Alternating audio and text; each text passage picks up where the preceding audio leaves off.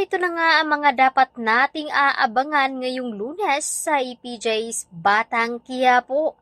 Habang papaalis na nga itong si Tanggol ay saktong nakita nga nila itong si Kidlat. At dito na nga naiparating na nga ni Kidlat kung saan nga daw mapupuntahan itong si Ramon. Kaya agad din naman na pinuntahan ni Tanggol ang kinaroroonan dito ni Ramon. At agad din na pinaghahandaan nila ni Lucio at kanyang mga tauhan dahil mag-isa lamang sumugod si Tanggol doon.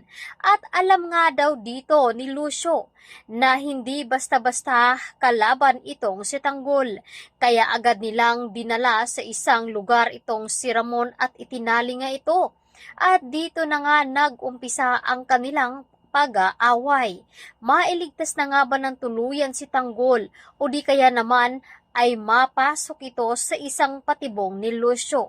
Samantalang dito na nga ay pinaghahandaan na ni Punggay ang pakikipagkita nga dito sa Midnight Monster.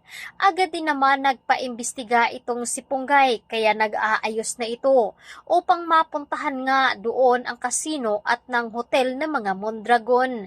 At dito na nga ay makikita na nga nitong si Midnight Monster na ito nga ay si Rocky Boy. Ano nga ang gagawin dito ni Rocky Boy kapag nalaman nga dito na itong si Punggay ay kapatid pala ito ni Dimples?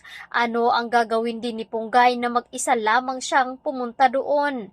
Samantalang nagiging palaban na rin itong si Tinding at gusto na ngang ipaalam ni Tinding na pag-aari nga daw niya ang mga ari-arian sa Quiapo kasama na nga dito ang City Hall dahil ipinamana nga umano sa kanya dito ni Don Gustavo at nagulat naman itong si Roberto at Jackie pati na rin si Miguelito dahil hindi nila inaasahan na magtatrabaho nga itong si Tinding sa City Hall kasama ang mga konsihala at pati na rin itong si Tinding at sinabi niya dito kay chairman, kay congressman na tutulong ito upang maipalabas ang katotohanan na pangdadaya na ginawa ng mga gerero.